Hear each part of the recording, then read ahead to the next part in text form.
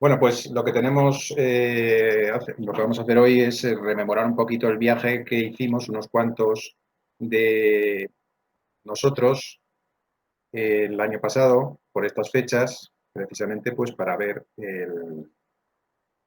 lo que fue el 75 aniversario del desembarco de Normandía.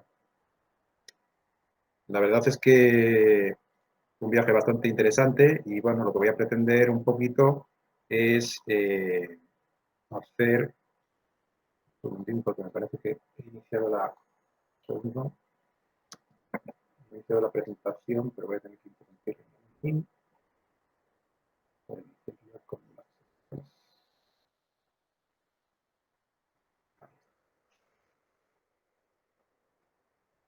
Entonces, en un primer momento vamos a ponernos un poquito en situación, ¿vale? Estamos en la máquina del tiempo, nos vamos a 1944 y ¿qué tenemos ahí? Pues, como podéis ver, pues Europa prácticamente ocupada por los alemanes, ¿no?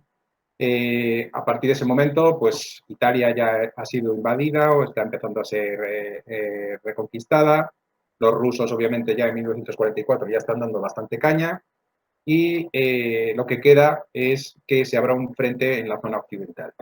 Es algo, una petición que hacen los soviéticos al resto de los aliados y pues hay discusiones. O sea, hay quien opina que lo mejor es continuar por Italia para adelante, hay quien opina que los Balcanes puede ser interesante desde el punto de vista de poder atacar una zona menos protegida, pero la mayor parte de la gente pues lo que quiere, o sea, sobre todo los rusos, lo que quieren es que se ataque en la zona de Francia, porque sería, digamos, un ataque completamente opuesto al suyo y mucho más directo hacia el corazón de Alemania. Entonces empieza la decisión, dices, bueno, vale, ¿dónde entramos? Aquí estamos viendo cómo está esto, cómo estuvo hasta 1942, hasta noviembre de 1942, Francia estuvo dividida en estas dos zonas, la zona de ocupación y la zona libre. Había una zona de la costa que estaba totalmente restringida, ¿vale? Que es la zona esta que está en rojo y que coincide con las fortificaciones que los alemanes fueron realizando, viendo venir lo que sería el desembarco por parte de los aliados por esta zona. Había gente que pensaba que era interesante hacer un desembarco mucho más arriba, en Bélgica o en Holanda, más cerca del corazón de Alemania, y había gente pues que decía, hombre, pues ahí, si lo hacemos ahí, nos vamos a meter en un berenjenal, vamos a buscar una zona intermedia. Estaba el típico sitio que todo el mundo pensaba que era el más rápido, que era el paso de Calais, lo más corto posible, fácil de apoyar por la aviación, poco recorrido en barco, vamos, un sitio bastante, incluso para barcas pequeñas, como se había visto en Dunkerque, cuando habían evacuado, más o menos por aquí, que está Dunkerque, pues como por aquí, cómo habían podido evacuar incluso con barcas pequeñas. Pero claro, ¿qué pasa? Que los alemanes también pensaban que por ahí podía venir el asunto y esta zona estaba muy fortificada, demasiado fortificada. En 1942 se intenta una prueba aquí, en Dieppe, y es un puerto, un pequeño puerto, se intenta entrar ahí con los canadienses, vamos, una auténtica carnicería, ahí se quedan muchos prisioneros, hay muchos que se quedaron en la playa, y bueno, visto eso, pues a partir de ese momento pues se lo plantean de otra manera, ¿no? Dicen, bueno, vamos a intentar buscar algo que sea un poco más sencillo, más fácil en un principio, para que de esa forma pues podamos acumular las suficientes fuerzas de una forma más o menos tranquila para poder avanzar hacia el interior de Alemania y reconquistar Francia. El punto entonces que se decide, como veis, pues es Normandía. ¿Vale? En este mapa se ven un poco las rutas en las que entraron tanto las tropas aerotransportadas como los barcos, la zona este por donde desembarcaron los ingleses, iremos viendo pues, algunas de las zonas más en detalle. Básicamente nos vamos a centrar en el sector americano, que es por donde más hicimos nosotros la visita. Esto va a ir acompañando un poco la visita que hicimos con un poco de anécdotas y de situaciones que se dieron durante la batalla. Aquí tenemos las famosas playas. Se deciden en un principio 4 playas. Estas 4 de aquí. Omaha, Gold, Juno y Sword. Estas 4. Utah no está prevista en un principio. Pero claro, ¿qué ocurre? Que uno de los problemas importantes para lograr un desembarco que luego pueda ser abastecido de una forma regular es conseguir un puerto. Uno de los puertos interesantes para conseguir es Cherbourg. No es que esté precisamente tan bien situado como podría ser Le Havre, que está aquí, o lógicamente mucho más arriba, Amberes y Rotterdam y demás, pero ahí ya ni se pensaba. Le Havre es un sitio mucho más interesante, pero esta zona está muchísimo más fortificada y entonces, pues bueno, consiguiendo esta zona de aquí, cortando un poco por aquí, pues podemos conseguir Cherburgo como un puerto interesante para descargar todos los suministros necesarios. Entonces, eso quiere decir que Montgomery es el que sobre todo hace hincapié en conseguir una nueva playa, añadir una nueva división, añadir una nueva zona de desembarco, y esto se decide pues en enero de 1944. Con lo cual, el desembarco que en un principio estaba pensado para mayo, se tiene que retrasar un mes. Hay que conseguir más tropas, entrenarlas, conseguir más lanchas de desembarco, más barcos, todo. Es decir, entonces de ahí surge Utah, cuyo fin será el cortar esta península, la península de Cotentin, que permitirá acceder a Cherburgo y tener pues, una retaguardia bastante protegida. Aquí todos conocemos los nombres de las playas, los hemos visto un montón de veces, pues quién los decidió, cómo, pues bueno, esta es la típica historia de uno de los comandantes, por ejemplo, Omar Bradley, que yendo a su despacho, yendo en su cuartel general, pues a dos soldaditos le dice, ¿tú de dónde eres? Y dice, yo de Utah. ¿Y tú? Pues yo de Omaha. Pues ala, ya tengo los nombres de las dos playas. Utah y Omaha. Los americanos no se complicaron más la vida. Los ingleses, un poquito más. Dijeron, fue directamente Montgomery el que dijo que las playas iban a ser Swordfish, Goldfish y Jellyfish, Medusa. Cuando Churchill pensó, dijo, vamos a ver, que se vaya a llamar Medusa una playa en la que igual palma aquí hasta el apuntador, pues no parece muy apropiado. Entonces vamos a cambiarle el nombre. Al final es el nombre que sugiere un mando canadiense, que eran los que iban a desembarcar en la Medusa, y es Juno, que es el nombre de su mujer, el nombre de pila de su mujer, la que pasó la fama ahí simplemente porque su marido estaba en el sitio correcto. Ya tenemos las playas definidas. Estos son, lo que se ve en azul son los primeros hasta donde se llega a acceder el primer día.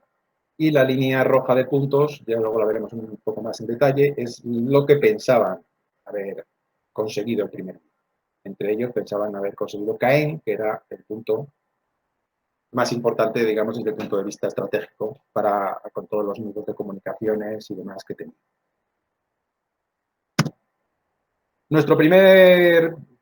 Mi primera parte del viaje comienza y, digamos, la razón del viaje es ir a ver a una concentración de Dakotas bastante importante. En principio se juntaron en Inglaterra, en Daxford. Se hablaba de 30, 40 Dakotas, finalmente se quedó en un poquito menos. Llegamos al aeródromo, al aeropuerto de Caen-Carpiquet, después de una pequeña odisea, que bueno, está contada por ahí en uno de los monográficos que hay en la página web.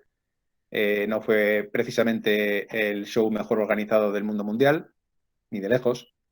Pero bueno, allí estaban unos cuantos Dakotas, IC-47 y demás, en total unos 23 o por ahí, de distintas procedencias, de distintos tipos. Bien, un espectáculo que podría haber sido muy interesante, que digamos la parte de organización empañó bastante y luego por otro lado fue la meteo también la que impidió que la mayor parte de ellos volaran, hicieran lanzamientos, que era lo que se preveía que iban a hacer, lanzamientos de paracaidistas y alguna otra despegues, etcétera. Nos quedamos con unas ganas, como veis el cielo era bastante amenazador. Pablo, tenemos pues eso, un poco, pues los que andaban un poco por allí vestidos de época y el público, pues bueno, no había demasiado, la tensión era bastante grande y se habían ido espaciando a lo largo del día. Aquí tenemos uno de los bonitos Dakotas que había por allí, otro, pasar un poquito encima de los varios que había, los paraditos, menos alguno, como este, por ejemplo, que daba vueltas, este danés, que daba vueltas a gente que había reservado plaza y que pagaba, este finlandés, y bueno, de premio pues nos llevamos este C-17 que venía a acompañar al presidente americano, a Trump en este caso, que venían a hacer pues las típicas actos y demás para la aniversario. Bueno, aparte de estos Dakotas volaban junto con Hércules y demás por las playas, ahora pillamos una de las playas y bueno, pues esto era un poco lo que gastamos la mayor parte del primer día, entre esperas y demás. Podría haber sido un show muy interesante, haber dado mucho de sí, pero bueno, se quedó en ver una buena concentración de Dakotas, sí, pero hasta ahí. Digamos que esa era la excusa del viaje y bueno, chafó un poco el asunto. Pero bueno, ahí nos quedaban todavía el sábado y, bueno, la tarde que nos quedaba todavía el sábado y el domingo, que íbamos a intentar aprovechar pues lo más posible. Quitamos grupillo, a falta de Ángel, que estaba por ahí casando. Éramos 7 en total, de los cuales aquí estamos 6. Y de ahí, pues lo que hicimos fue, nosotros estábamos aquí en Carpiquet, zona que también tuvo bastantes combates para conseguir que Caen cayera en manos de los aliados. Y de aquí nos cogimos la carreterita, la Nacional 13, que es la autopista que vertebra, digamos, un poco toda esta zona de Normandía. Llegamos a Bayeux y en Bayeux pues subimos directamente hacia la batería de Longchamp.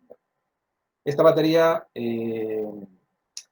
suponíamos que estaría abierta porque ya era tarde, ya eran pues, por las 5 de la tarde o más. Y bueno, como es un sitio abierto, pues yo había estado ya hacía tiempo y dije, bueno, pues vamos a ver si podemos verla. El tiempo empeoraba, la verdad es que bastante, por lo cual lo de los Dakotas ya que nos olvidábamos, se supone que seguía era un poquito el tema abierto y demás, pero bueno, no había vuelos, lógicamente, y nos dirigimos hacia aquí, hacia la batería de Longchamp. Esta batería está situada, como podéis ver, en un sitio bastante estratégico, desde el punto de vista de que podía atacar la zona de la playa de Omaha y las zonas de la playa Col 1 y, lógicamente, al mar con todos los barcos que estaban ahí acumulados. Entonces era un sitio bastante peligroso y era una batería bastante bien montada, de las mejores montadas que hay. Vamos a ver luego en otra fase posterior pues los tipos que hay de defensas, digamos, en el muro del Atlántico. Uno de ellos son las baterías de costa.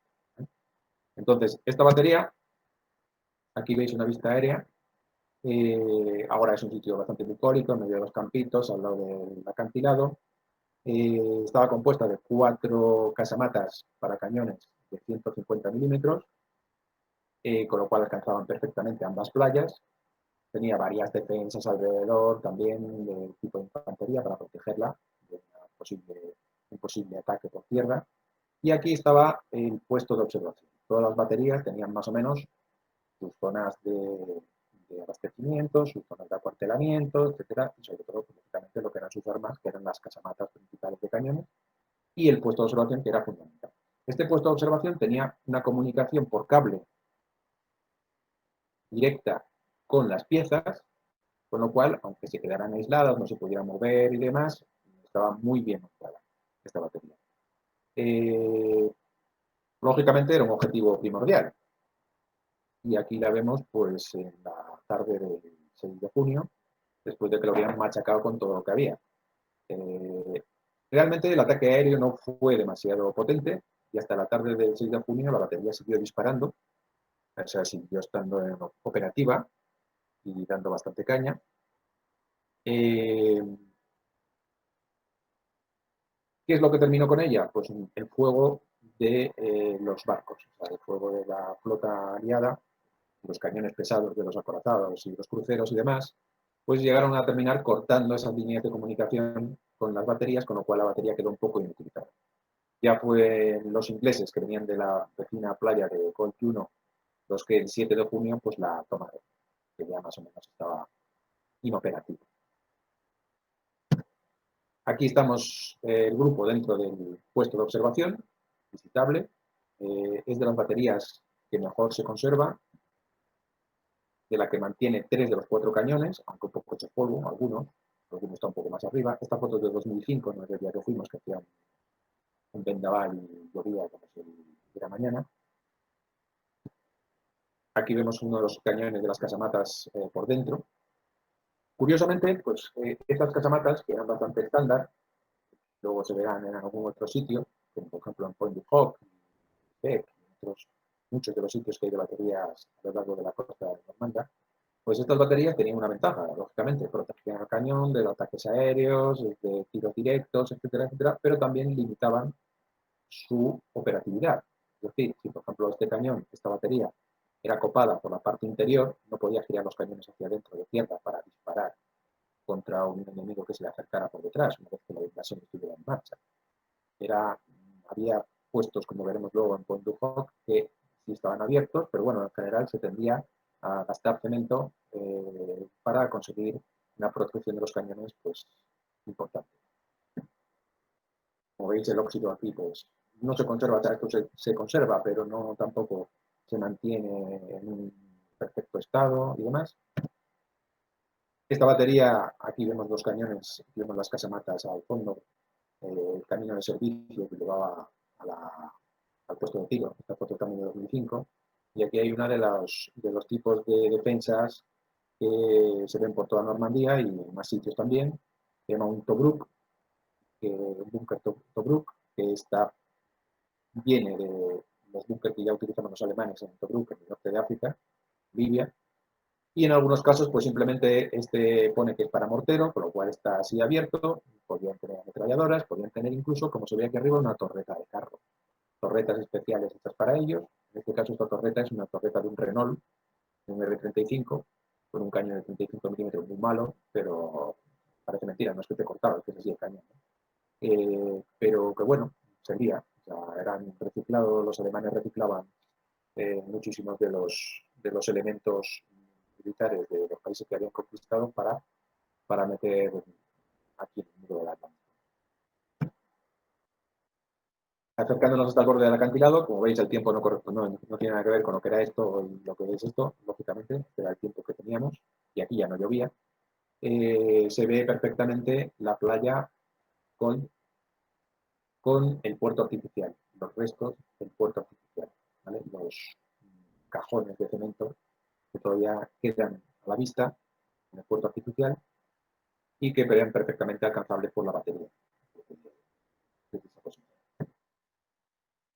Aquí viene este autobús, pues bueno, supongo que muchos a lo mejor habéis oído hablar o habéis visto la serie de Band of Brothers, esta serie de Spielberg y Tom Hanks, que después de Salvador Soldado Ryan, pues decidieron hacer y que está muy bien hecha, la verdad, al igual que el Soldado Ryan, está muy bien ambientada y muy bien hecha, y narra las peripecias del 506 regimiento de paracaidistas de la 101 aerotransportada. Y bueno, pues como veis, hay una de las máximas que ahora podemos tener en Normandía, el turismo. Es decir, aquí hay una ruta específicamente hecha para seguir los pasos de esta gente. Obviamente, por ejemplo, por aquí no estuvieron, seguimos en Boulogne-sur-Mer, aquí en esta zona no estuvieron, pero bueno, el turismo se desarrolla en Normandía muy orientado hacia el tema del desembarco.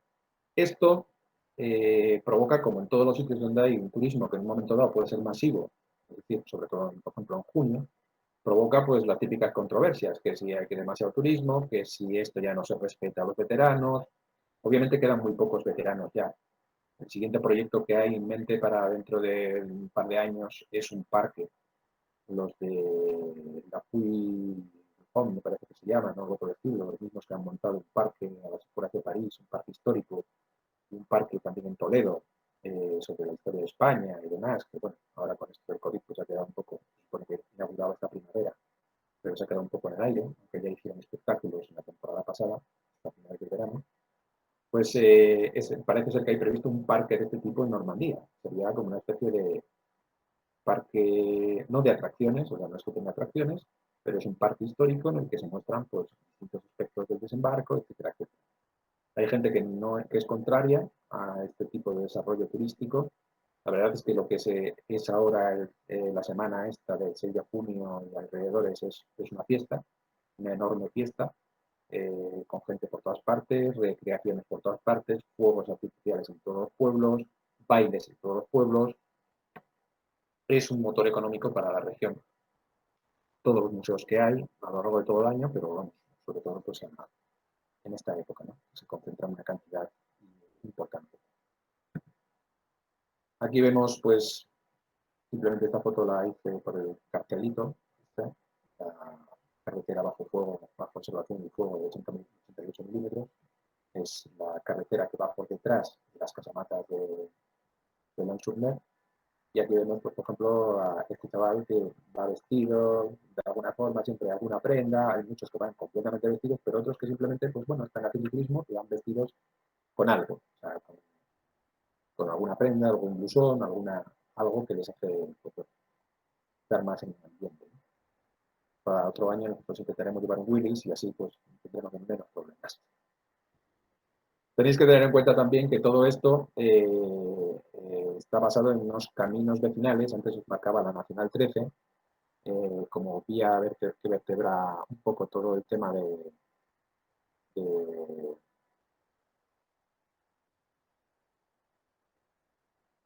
del movimiento, pero es que esto es un dedo de carreteras al estilo Asturias, Santander, Galicia, o sea, el norte de España, el típico que es un galimatías, es decir, tú puedes tardar de Caen a Bayeux media hora y media hora de aquí a aquí.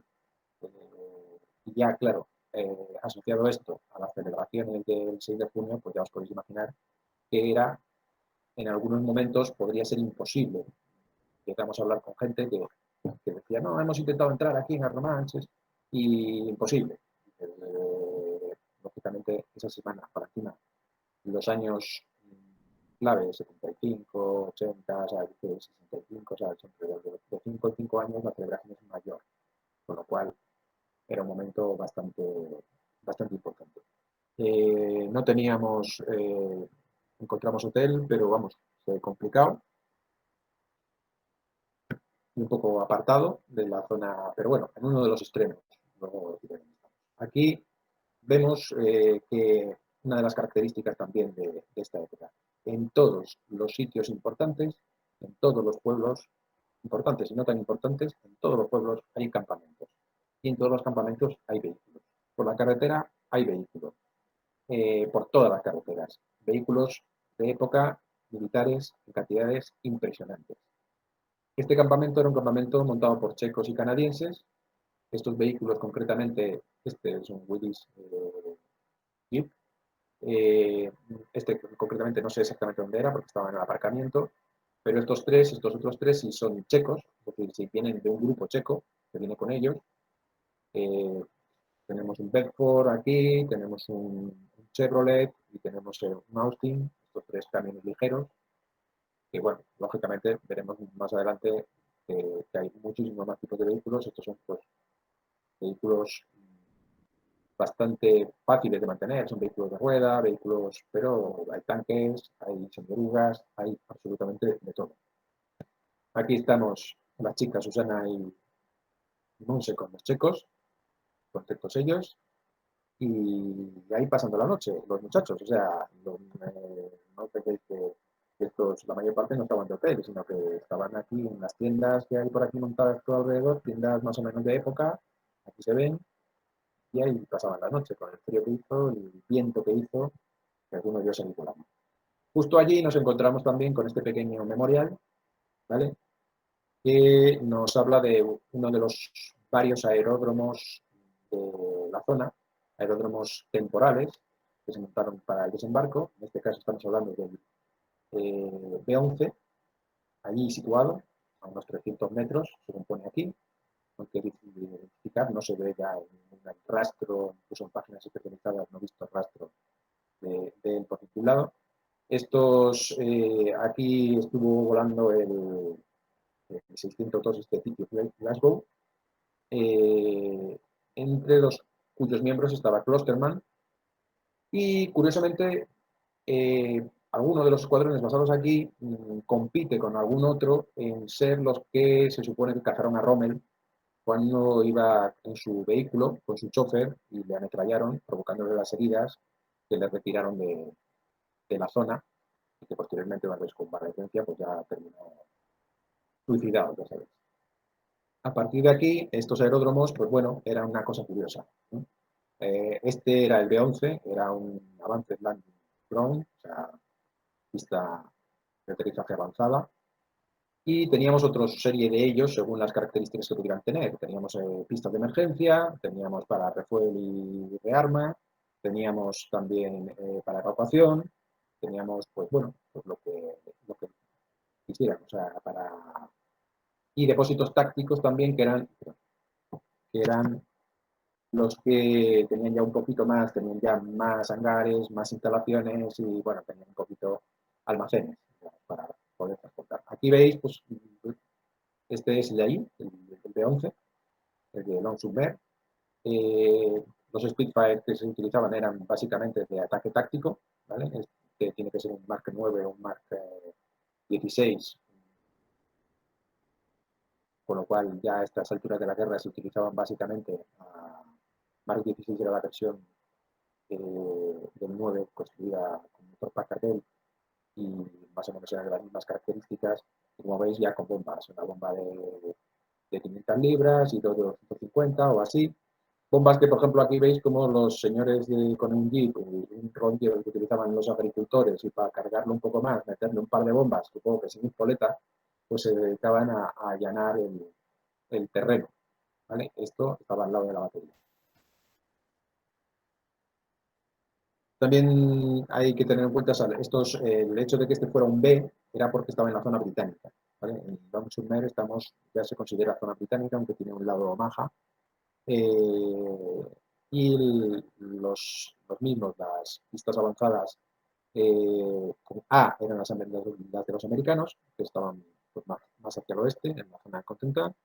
Luego ya teníamos las Y también, que estaban en el sur de Francia, y teníamos las R, que luego fueron las que se montaron en el suelo.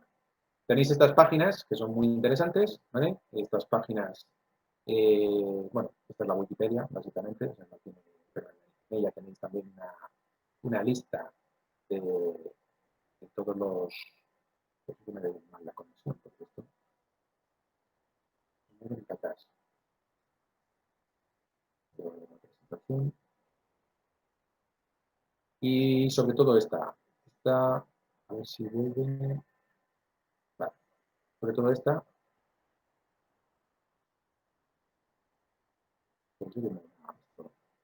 Esta página es muy interesante, no sé si alguno la conocéis, pero vamos, tienen muchísimos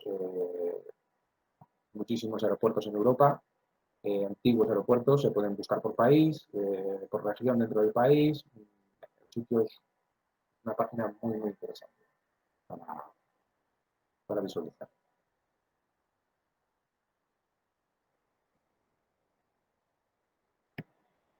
Bueno, de aquí nos vamos a Bayeux. Bayeux, que está aquí, simplemente nos sirvió para tomar una cerveza, no llegamos a visitarla, porque, aunque es una pena, porque es una ciudad medieval muy interesante, con una catedral impresionante, con una atracción, vamos a decirlo, que es el tapiz de Bayeux, que es un tapiz de unos 50 centímetros de alto y unos 50 metros de largo, que se puede ver en una sala que cuenta cómo fue la invasión normanda de Inglaterra. Es una pieza muy interesante y sobre todo pues que tuvo una suerte brutal. ¿Por qué? Porque aquí veis todas las villas que fueron bombardeadas y muchas de ellas de forma repetida y con una destrucción muy importante. Resulta que Bayeux, pues cuando llegaron los aliados, pues se convirtió un poco en el cuartel general aliado. Después fue la primera capital de la Francia libre. porque todos sus edificios estaban más o menos intactos. Es más, para poder salir de la playa, había que, de las playas inglesas, de Romanches y demás, había que pasar por Bayeux, porque era un nudo de comunicaciones. Pero nada, no hubo ningún problema. Los señores ingleses hicieron una circunvalación sin ningún problema para no tocar las calles medievales y no tocar, no estropear la ciudad. Esa circunvalación siguió funcionando hasta que se hizo la actual circunvalación. O sea, no sé si fue, no me acuerdo qué año fue, había sido ya, en el año 90 o por ahí, cuando hicieron la circunvalación actual. Desde ese momento, esa circunvalación hecha de forma un poco de fortuna, pues lógicamente integrándose en la ciudad, convirtiéndose en un bulevar, con casas, etcétera, etcétera, con tiendas y un sitio por el que se contorneaba Bayeux, pero ya integrado dentro de la ciudad. A partir de que ya se hizo la circunvalación nueva, pues bueno, ya desapareció. Pero tuvo una suerte impresionante, porque aquí veis Caen. Esto que estáis viendo es Caen. Como veis, bastante perjudicadita y más después de los combates que llevaron a su conquista y que costaron bastante. Esto es Coutances, otra de las villas de la zona. Y esto es Saint-Lô. O sea, Saint-Lô fue arrasada una y otra vez durante 2 o 3 días y provocando una cantidad de muertos importante y, pues bueno, dejando la ciudad hecha polvo sin una aparente necesidad estratégica más que pues, lo típico, bombardear determinados cruces de carretera, etcétera, etcétera, pero bueno, utilizando bombardeo en alfombra y dejando, pues, como veis, la ciudad destrozada. Es curioso que a pesar de todas estas situaciones, pues bueno, los franceses siguen teniendo bastante amistad, o sea, o sigue habiendo una cercanía con los americanos, sobre todo porque muchísimos veteranos visitan la zona todos los años y se les acoge bastante bien y hay una relación especial entre esta zona de Francia y pues, digo, que se vea. Bueno, con eso terminamos nuestro primer día. Unas cervezas, la cena y allí unas películas que estuvimos charlando sobre ellas y riéndonos un rato. En el wok aquel o chino aquel lo que encontramos para poder cenar. A partir de ahí, allí en Bayeux. Seguía lloviendo bastante, estaba bastante feo. Y a partir de ahí, pues bueno, nos volvimos al hotel, que está muy para la derecha. Y al día siguiente, pues nuestra idea era visitar la playa de Utah y su museo, y esta zona de aquí. Este es el sector americano, ¿vale? Comprendía las 2 playas, Omaha y Utah. Estaba bajo el mando de Omar Bradley, el primer ejército americano, y tenía estos 2 cuerpos, el 7º y el 5º. Y aparte de estas unidades estaban los famosos Rangers del 2º batallón que atacarían Point Lookout, lo que veremos un poco más en detalle. El tema del camino, pues siguiendo la Nacional 13, nos acercamos hasta la playa de Utah. En esa zona también se produjo el lanzamiento de los paracaidistas de la 101 División Aerotransportada y de la 82 División Aerotransportada. Esta zona, que es la primera y la que más, digamos, visitamos, ¿vale? La playa de Utah, estaba formada por un terreno muy llano, luego veremos alguna foto, en la que los alemanes habían abierto esclusas y se había inundado. Toda esta zona, estos dibujitos que aparecen por aquí, son las marismas que se habían producido tras la inundación. Había 2 ríos principales, el Merderet y el Doub, que salían al mar. Esta zona entonces necesitaba imperiosamente de carreteras. No se podía ir campo a través, no se podían utilizar caminos secundarios. La playa tenía una serie de salidas, la salida 1, la salida 2, la salida 3, la salida 4, que ocupaban determinadas carreteras.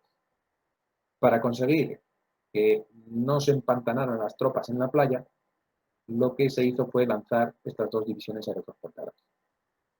Las divisiones tenían como misión controlar las esclusas en esta zona de aquí y controlar los puentes en el Merderet para evitar que llegaran refuerzos en dirección a la playa. hubo lanzamientos de paracaidistas y hubo aterrizajes de planeadores, ¿vale? Luego le dedicaremos un rato a esto. El Carentán era el punto, digamos, crucial en la que se uniría, aquí está la Nacional 13, como veis, en la que se unirían las tropas que venían de Omaha con las tropas que venían de Utah. Así que esta zona era importante también, por lo que dijimos antes de que hacia el norte se encontraba el puerto de Cherburgo, donde intentaban pues, conseguir conquistarlo para tener una línea de abastecimiento sólida. La zona estaba fortificada, como todas las zonas, y con determinadas divisiones de infantería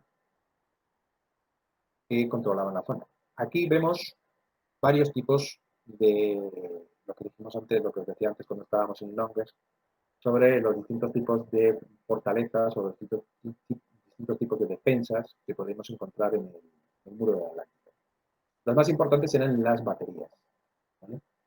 Estas baterías tenían una importancia grande porque tenían un alcance, algunos de ellos, por ejemplo, esta de San Marcú, era una batería de 210 milímetros, 3 cañones, casamatas, que tenía un alcance que cubría prácticamente todo el estuario de toda esta zona de aquí, toda la entrada, esta, la bahía del Tir, y estaba apoyada por la batería de Civil, que cubría perfectamente la zona esta de las playas. Son las dos que están más cerca de la playa de Utah y las que más importancia tienen durante este día, ¿vale? Esta otra también, lógicamente, pero cayó antes de... Estas se mantuvieron durante bastante tiempo funcionando. Los puntos de resistencia que teníamos eran lo que llamaban los nidos de resistencia, numerados, eran los WN, o nido de resistencia en alemán, que estaban numerados, de los cuales conoceremos especialmente este, el número 5, que es donde se encuentra el museo. Y lo otro que veis ahí pues son lo que llamaban puntos de apoyo, que eran pues, búnkers intermedios. Aún así había fortificaciones por todas partes, trincheras, lógicamente, pequeños pozos de esos como estuvimos antes de Brook, de todo tipo. Este es el desembarco en la playa de Utah, en el cual podemos ver la zona en la que se iba a producir el desembarco, esta rosa, enfrente de San Martín de Bareville, y la zona donde finalmente se produjo el desembarco. ¿Por qué? Porque las corrientes les llevaron hacia aquí. Cuando llegaron aquí, descubrieron que, uy, qué bien, aquí casi no hay cañones, aquí está el WN5, el nido de resistencia número 5, no hay tantos como en esta zona de aquí, y bueno, pues parece que va bien, oye, pues mando un radio y dile a toda la peña que para acá, que vamos muy bien. Y efectivamente, fueron bastante bien dentro de la playa de Utah, no tuvieron demasiado problema. Problema, pues lo mismo que tuvieron el resto de las playas. Como podéis ver, la línea amarilla es hasta dónde tendrían que haber llegado. Los circulitos verdes incluyen las posiciones que los paracaidistas habían más o menos tomado. Y en la otra línea verde, cómo se montaron en las playas de Omaha y en la playa de Gold. Pero sí se utilizaron barcos, se hundieron barcos para conseguir una especie de dique que tranquilizara un poco las aguas aquí. Aquí no vamos a hablar luego de los puertos porque nosotros no visitamos a Romanches ni nada por el estilo, pero para que os hagáis una idea, el procedimiento, una vez que el desembarco ya se había consolidado y demás para descargar material, consistía en que los barcos llegaran aquí, se acercaran lo más posible hasta que encallaran, esperaran a que bajara la marea.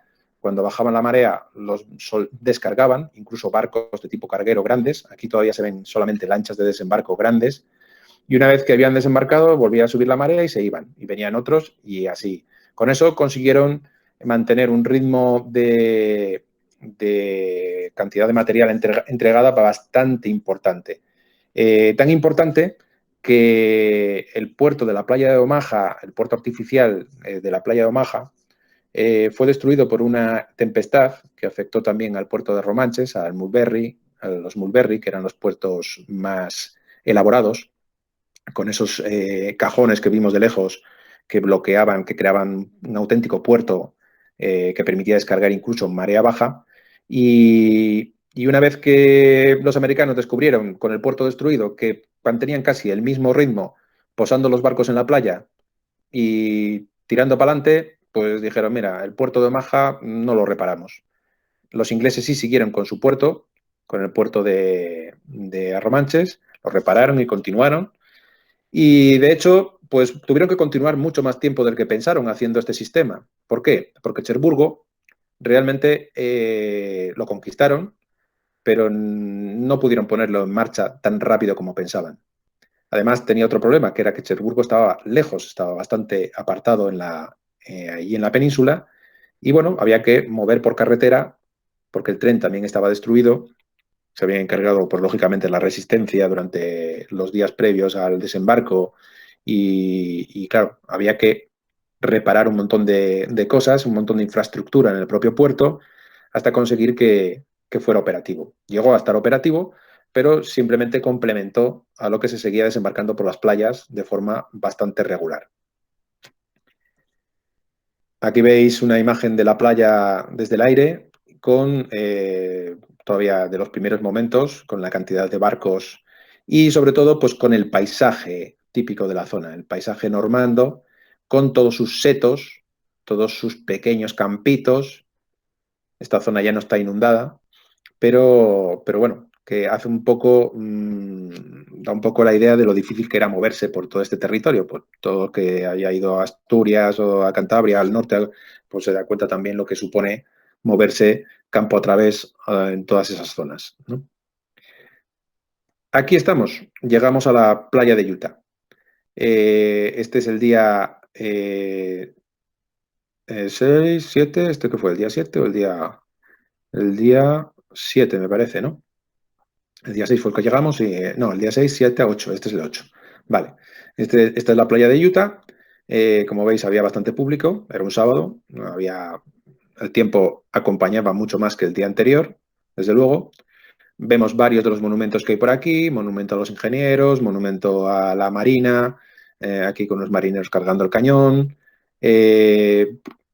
una lancha de desembarco, un vehículo personal, LCVP, que era la estándar más o menos que era la que se utilizaba allí, con el memorial este también de los soldados delante, muchísima gente, como podéis ver, y el museo, ¿vale? Esta es una foto también de 2005, porque no le hice ninguna a la portada del museo estos días.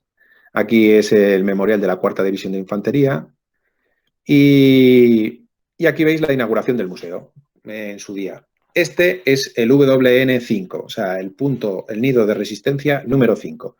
Una vez que el alcalde de Saint-Marie-du-Mont, al que pertenece el término municipal, pertenece a esto, pues vio que estaba más o menos intacto, decidió hacer ahí un pequeño museo. Este era muy pequeño, como comprenderéis, pues debe tener unos 20 metros por 5 o una cosa por el estilo, pero ahí hizo ese pequeño museo que ahora es la base del museo de la playa de Utah, el museo del debarcament, museo del desembarco de la playa de Utah. Según entramos, para los que estuvimos aquel día, según entramos y pasamos la taquilla, la primera de las, digamos, salas que había a la izquierda es esto. O sea, luego todo el museo, todo el resto del museo se construyó sobre ello, ¿no? Fuera también pues hay una serie de elementos importantes. Uno de ellos es este carro, que aquí le vemos en 2005, ¿vale? Simplemente para que veáis luego la diferencia, como estaba en esta época, que estaba bastante bien pintadito, y lo que será después. ¿Y por qué pongo estos aviones aquí? Pues adivina, adivinanza. ¿Qué es lo que tienen en común este carro con estos aviones? Pues, aunque parezca mentira, el motor.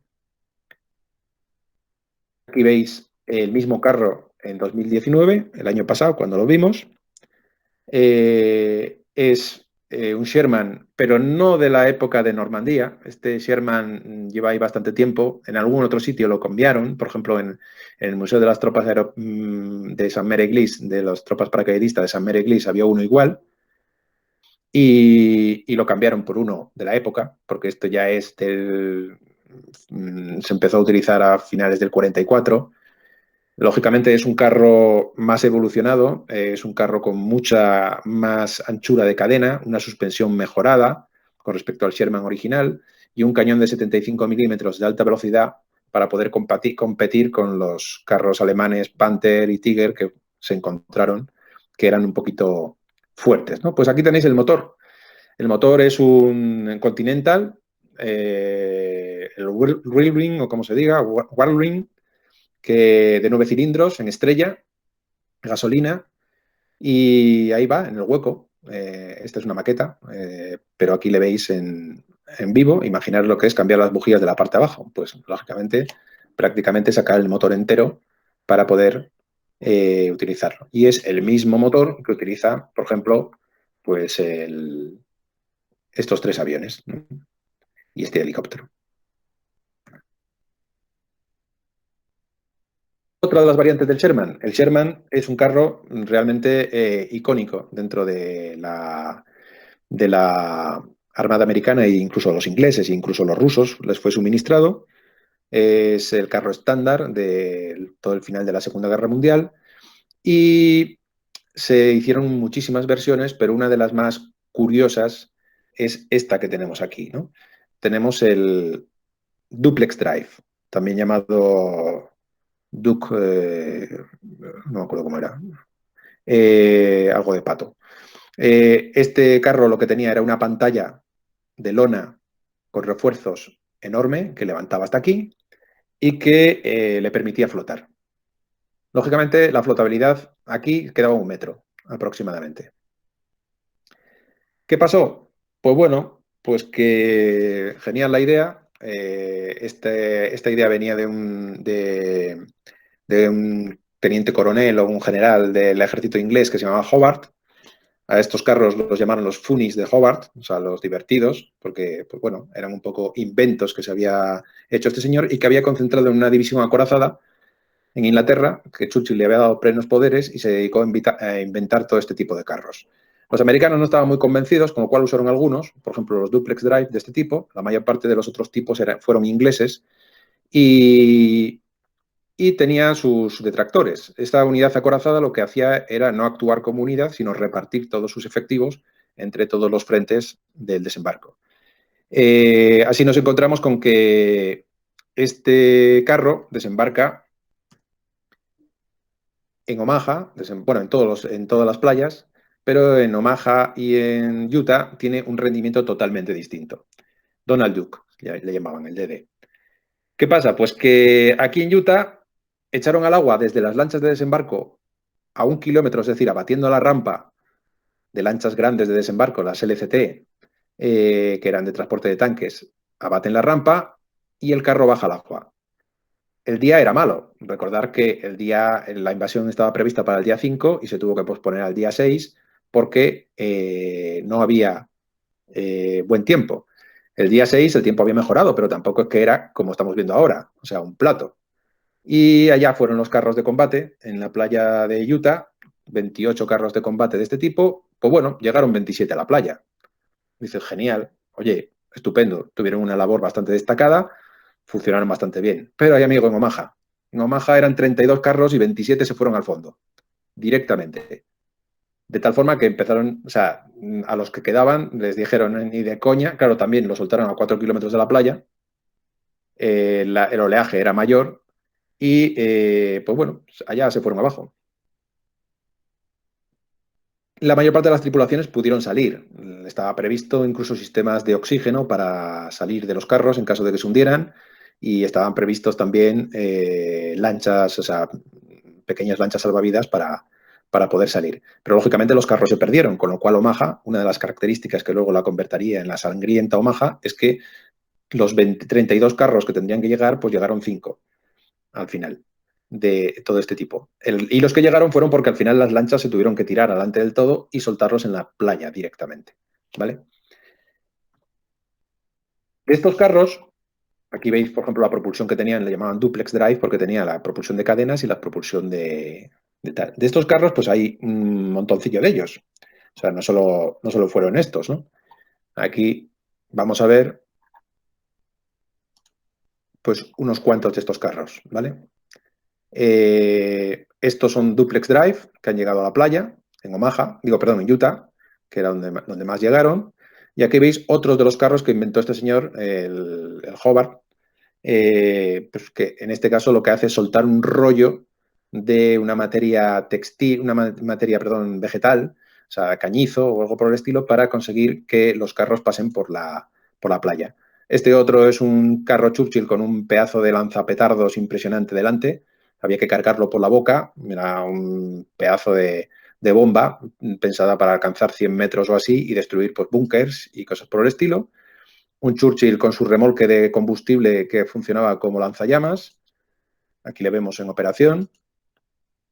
Un carro que era, aquí vemos un Sherman estándar y aquí un carro inglés también que lo que hacía era convertirse en puente, que curiosamente hace poco, dentro ya de este siglo, sacaron uno del suelo de uno de los pueblos de las playas, no sé exactamente, quiero recordar haberlo leído, pero no me acuerdo dónde era, que estaba allí enterrado, llevaba muchísimo tiempo. Este que transportaba una faja enorme de cañizo también, que echaba dentro de los huecos. Aquí veis ya una echada y él pasando por encima de ella. Bulldozers, bulldozers de verdad. O sea, una de las partes, luego veremos alguno, es uno de los elementos más interesantes también que hay dentro de Normandía, los bulldozers. Un típico carro como el que vimos antes, pasando el Sherman por encima, otro con cañizo, el Crab, que se dedicaba a batir la tierra para hacer saltar las minas. Todos estos carros, por la parte americana, no tuvieron mucho uso. O sea, estos carros, aunque son Sherman, los utilizaron sobre todo los ingleses. Y este otro es un Churchill que lleva esta plataforma delante con explosivos para adosarlos a los muros y hacerlos reventar. Esta es una versión un poco más light, simplemente, con menos sitio para poner explosivos. Un carro Grant antiguo al que le pusieron un faro aquí en la parte de arriba para, no sé si para señalización, para iluminación de objetivos, etcétera, etcétera. El cañón que lleva es falso, simplemente aquí el típico carro lanzapuentes, otro de los lanzallamas, un erizo que va rompiendo las minas, o sea, que va levantando las minas. Pues bueno, estos son los típicos carros que formaban el grupo de los Funis de Hobart, y que tuvieron una importancia en algunos casos grande y en otros casos muy relativa, ¿no? Aquí vemos otro tipo de Sherman más habitual. Este había que dejarle cerca de la playa, lógicamente, pero estaban pensados también para la primera ola y tenía estos escapes y tomas de aire para evitar ahogarse dentro de la... Y luego este otro no fue uno de estos múltiples inventos del señor Hobart, sino que este fue el problema de la solución a una necesidad. Como veis, como visteis antes en la foto, todo el bocage, el famoso bocage normando, o sea, todos los setos, provocaban un problema importante para los tanques. Los tanques, cuando tenían que atravesar uno de estos setos, se levantaban totalmente, con lo cual dejaban la panza totalmente abierta al tiro del enemigo y eran fáciles de cazar. Se les veía a mucha distancia y era, pues, como una cacería de patos. Entonces, claro, ¿qué se utilizaban? Por ejemplo, bulldozers. Vale, un bulldozer, genial, de los blindados como el que vimos antes. Iba ahí, rompía uno de los setos y pasaba. Hasta que a un señor se le ocurrió, un sargento de una de las divisiones acorazadas, se le ocurrió que se podían, hablando con otro, que le dijo, oye, pues si le ponemos unas tijeras como estas de las podadoras delante y tal, y dijo, joder, pues mira, tampoco está mala idea. Voy a coger metal del que sobra por las playas, luego veremos los obstáculos que había por las playas, y vamos a hacer aquí unos pinchos por delante, lo llamaron Rhino, en plan de rinoceronte, y bueno, el Omar Bradley, el general del primer ejército americano, lo vio y dijo, vamos, esto es un chollo, aquí hacer todos los que podáis a tope y luego ya vemos a ver si hacemos un diseño para que se empiece a hacer. Y empezaron ahí a soldar como locos y entonces el carro entraba como una moto aquí, de tal forma que llegaron a poner uno de cada 3 carros o así, o más, me parece, ponerles estos cacharros, rompía el seto y la infantería le acompañaba, con lo cual la sorpresa para los alemanes era mayor porque era como una explosión del seto de repente y bueno, en algunos casos incluso rompían el seto y luego daban la vuelta y se escondían para que empezaran a atacar la infantería. Vamos, un chollo, el señor este lo que inventó. Ya estamos dentro del museo. Estamos dentro de la sala que corresponde precisamente al punto de resistencia número 5.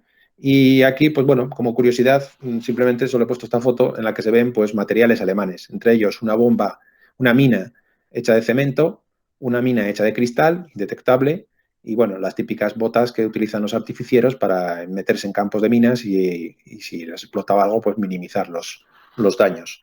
El resto del museo, pues Aquí veis una lancha, una LVC, una Landing Craft LCVP, Landing Craft Vehicle Personal, que estaba en 2005 en esta situación y que acabaron poniendo en valor dentro del museo, dentro de la sala del museo, que es como la vimos en 2019.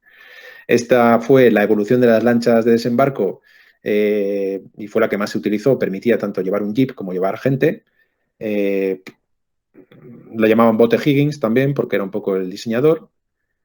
Y aquí vemos otro de los típicos sistemas anfibios que hoy en día ya han evolucionado mucho. Este es un LVT2, el que llamaban Water Buffalo, que también en 2005 estaba en este estado fuera del museo y en 2019 pues fue completado, pintado, arreglado y metido dentro, ¿vale? Aquí le veis la parte, llevaba el motor en la parte trasera en esta versión y aquí llevaba unos cuantos infantes.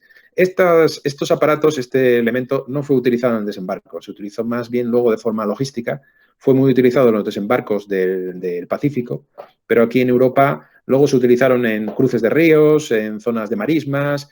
Y yo creo que aquí en Normandía los utilizaron más con el tema de las marismas que realmente en el desembarco en sí. O sea, no iban en cabeza del desembarco. En cabeza del desembarco iban las lanchas, como se ve en el Soldado Ryan y demás, que te abren el portón y si te han pillado, te han pillado. No hay más. Este diorama está dentro del museo y aquí vemos algunas de las típicas defensas alemanas, concretamente estos que se llamaban erizos checos. ¿Vale? Estaban en todas las fronteras, en todas las zonas de defensa donde no se quisieran que pasaran los tanques, eran fáciles de hacer, soltando barras rápidamente. Aquí vemos el típico Tobruk con una torreta hecha soldada o remachada, digamos, específicamente para él, no corresponde a ningún tanque. Un diorama de trinchera, un cañón anticarro PAC 40 alemán de 75 milímetros, que básicamente destrozaba cualquier tanque americano de la época, y el camión anfibio de UKW, que es el Pato, también el Duke, que llamaban el Pato, que también se utilizó básicamente para realizar abastecimiento. Estos camiones hacían auténticas ruedas, poniéndose al lado de los barcos que anclaban, le descargaban con grúas desde el barco, lo llevaban a la tierra, en tierra lo descargaban a la gente a mano, lo cargaban en otros camiones y se iban. Y el Duke volvía otra vez y hacían una rueda para descargar los barcos que no podían hacer lo que decíamos antes de acercarse más a la costa y posarse, digamos, directamente, ¿no? Acompañarse. Aquí se les ve haciendo una de esas ruedas con un Liberty, uno de los barcos, las grúas del propio barco son las que se encargan de ir bajando el contenido. Aquí vemos el erizo checo de cerca, que es, pues bueno, una construcción muy simple. Y de aquí, de estos erizos checos, es donde sacaron los cachos para ponérselos a los tanques, a los Rhino. Como había muchísimos de estos erizos por todas partes, como podéis ver aquí, esta imagen se ve otras de las dos típicas defensas de las playas, que eran la columna con una mina encima para desfondar los lanchones cuando estaban en marea alta, y los caballos de Frisia, me parece que se llamaban estos, que pues lógicamente hacían que los tanques se quedaran atascados o las lanchas. De ahí la importancia de hacer el desembarco en marea baja. El desembarco, como veis en las típicas fotos de Omaha, es en marea baja para que los ingenieros se dediquen a volar todos estos obstáculos y que luego cuando llegue la marea alta puedan llegar a la playa, las lanchas sin mayor problema, por lo menos por determinados canales limpios. Dentro de este museo también encontramos, lo pusieron en valor hace poco, esto era una zona abandonada del museo, este pozo de mortero, en el cual restauraron, pues como veis, las paredes, viendo cómo tenían marcadas las distancias, los alcances, cantidad de carga del mortero, etcétera, etcétera, ángulos, etcétera, y los dibujos correspondientes a dónde alcanzaba, hacia qué dirección tenían que mirar, digamos, las casitas que había en la zona, los elementos naturales que se pudieran ver, ¿vale? La estrella del museo actualmente, esto es relativamente reciente, es el Marauder, el B-26 Marauder, que corresponde a una versión que es del Armée de l'Air de los últimos años, no vio la guerra, este avión, pero está pintado como uno de los aviones que el 5 de junio, o el 6 de junio, mejor dicho, hasta las primeras horas de la mañana, estuvo bombardeando la playa, consiguiendo unos resultados estupendos. Es decir, hubo dos casos completamente distintos. Uno, la playa de Utah, en la que los bombarderos, al encontrarse con un pequeño banco de nubes, se arriesgaron, bajaron y bombardearon los búnkeres de forma muy precisa, y otro en la playa de Omaha, donde no bajaron y bombardearon 400 metros para adentro, con lo cual los búnkers se quedaron tan campantes. Con estos B-26 machacaron, pertenecían a la 9ª Fuerza Aérea y machacaron 4 kilómetros de costa. El grupo de bombardero era el 386 y vamos, 5 minutos antes de la hora H están bombardeando todavía, machacando los, los búnkeres. Este avión tiene una historia curiosa y es que el piloto de este avión, que era el comandante del grupo, el mayor David Darkhurst o algo así, era murió joven, murió muy pronto cuando volvió, de tal forma que sus hijos no le conocían, y cuando visitaron pues aquí Normandía sus hijos ya de mayores y con bastante acaudalados, pues encontraron con que su padre era un héroe, estaba ahí su foto, y entonces pues pusieron el dinero para que este hangar se construyera. Este hangar fue encargado a un arquitecto que lo construyó como si fuera un parecido, vamos, con un estilo similar, es nuevo, lógicamente, con un estilo similar a los de la época que hacían de Fortuna en las pistas de Fortuna. Y nada, pues consiguieron que el Museo de Le Bourget, que tenía este B-26, allí pues se lo preparara y lo cediera, lo tienen en cesión y está representando pues al Dynamite, que era el avión de este hombre y que se supone que bombardeó. Pero ya digo que corresponde a una versión que no es el avión en sí, ninguno de los que estaban en esa época. Vemos la parte trasera, es un avión de bombardeo medio, muy parecido al B-25, pero con mejores prestaciones, aunque un poco vilipendiado porque era un poco más difícil de pilotar, pero al final tuvo una tasa de pérdidas muy baja dentro de la Fuerza Aérea durante la guerra, bueno, de la Fuerza Aérea del Ejército. Aquí vemos uno de los sistemas de construcción de las pistas que curiosamente hoy en día se pueden encontrar por muchísimos sitios de Normandía, o por las vallas, los prados, etcétera, todo se aprovechó y con esto se construían unas de los tipos de pista de fortuna que se podían hacer. Se allanaba el terreno, se ponía esta malla, se le ponía una especie de láminas plásticas, se le echaba alquitrán y luego se ponían estas planchas por encima para conseguir, pues, por lo menos zonas de rodadura, aparcamentos e incluso en algunos casos también la pista completa. Como se ve aquí a la derecha, está Dakota haciendo despegando. Aquí a la izquierda se ve un proceso de construcción en el que se ve pues, cómo van poniendo las distintas capas y con eso conseguían un aeródromo bastante útil, ¿no? Aquí dentro de esta página, ddayoverload.com, es una página muy buena, con una cantidad de información impresionante. Está en castellano, en francés, en inglés, pero tiene información sobre absolutamente todo. Y entre otras cosas, pues tiene un apartado exclusivo sobre los campos estos.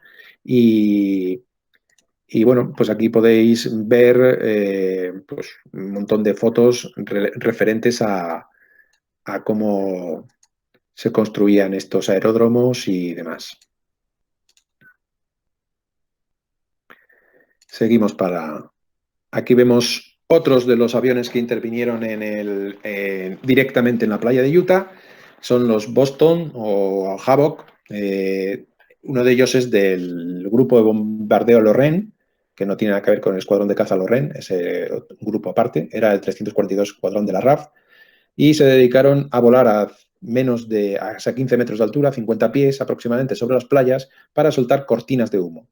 Los franceses, el grupo francés se encargó de la playa de Utah y el grupo inglés se encargó de las otras playas. En el avión inglés se ve, en el que era el 342 Escuadrón, se ven los tubos que generaban el humo. Esta foto no es de ese momento, pero en el avión inglés sí que se ven los tubos que generaban el humo y que tenían que hacerse repetidamente, dando pasadas y otra pasada y otra pasada para cubrir de humo la flota y evitar que las baterías de costa, esas que vimos antes, pudieran acertar en los barcos.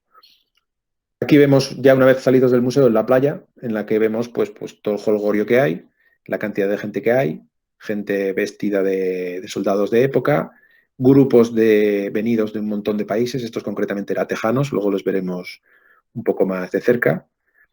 El día, como veis, era bastante bueno, pero con bastante viento. Y bueno, pues la gente paseaba por la playa y aquí vamos haciendo una foto a uno de los múltiples elementos que dejaban por allí la gente, ¿no? Una botella con un mensaje o con varios y las banderitas. Esto es el museo, la cobertura del museo, la parte de atrás. Aquí estamos unos cuantos de los viajeros, están unos cuantos de los viajeros.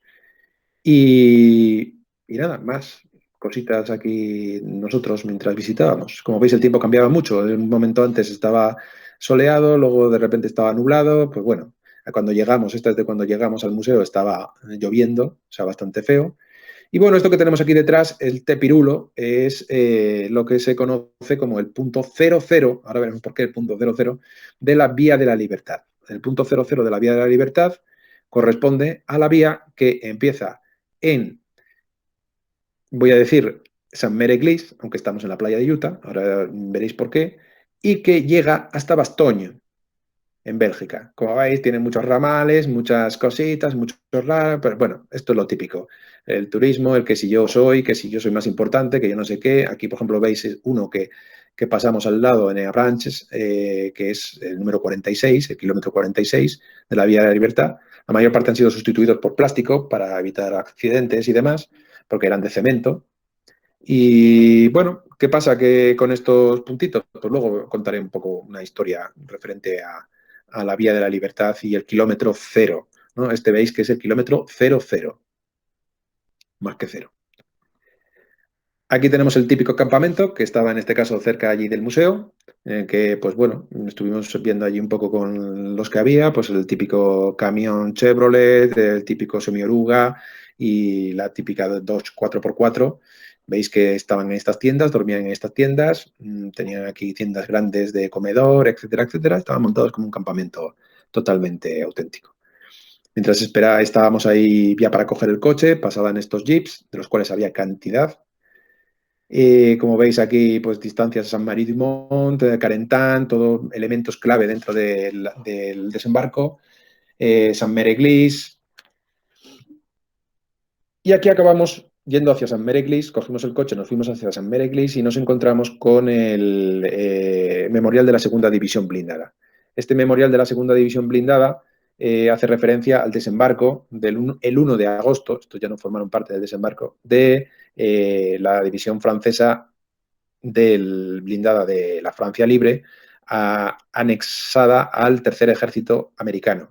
El Tercer Ejército estaba mandado por Patton, y Patton, si habéis oído alguna vez la historia, pues bueno, Patton estaba ahí un poco como le tenían como de jefe de un ejército fantasma para que se creyeran, con la famosa Operación Fortitude, para que se creyeran que iban a desembarcar por Calais. Y entonces, pues bueno, cuando ya se terminó el engaño, ya los alemanes tenían claro que se la habían dado doblada, pues entonces ya desembarcó ese ejército completo, entre los cuales estaba la Segunda División Blindada.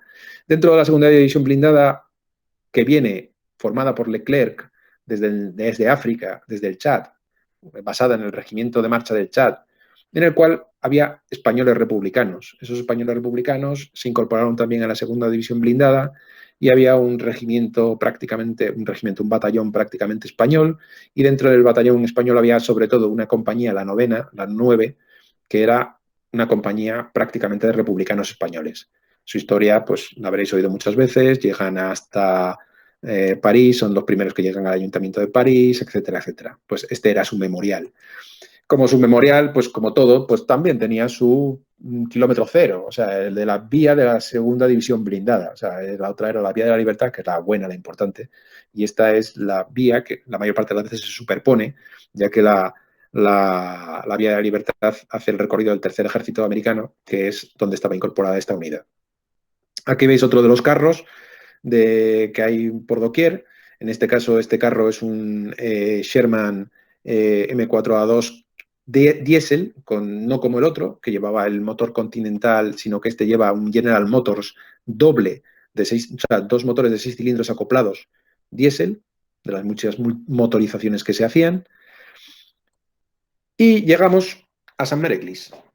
Saint-Méry-Église es la reina de la zona. Desde luego casi de toda Normandía, pero sobre todo es la reina de la zona. Hay un vídeo muy interesante que luego os pondré un cachito, pero que es largo, vamos, son 10 minutos, no lo vamos a poner. Luego os pondré un cachito para determinadas cosas concretas y luego lo pondré en el YouTube, donde pondré los enlaces de algunos de esos vídeos. Es un vídeo solo con música en la que se ven imágenes, San Mereglis, los paracaidistas, etcétera, etcétera. Bastante bonito. Y aquí en San Mereglis, pues bueno, es el primer pueblo liberado, básicamente. Es el pueblo más importante hoy en día para el aniversario del Día D, donde más presencia norteamericana hay, porque se concentran tanto los desembarcos de la playa, pero sobre todo los paracaidistas.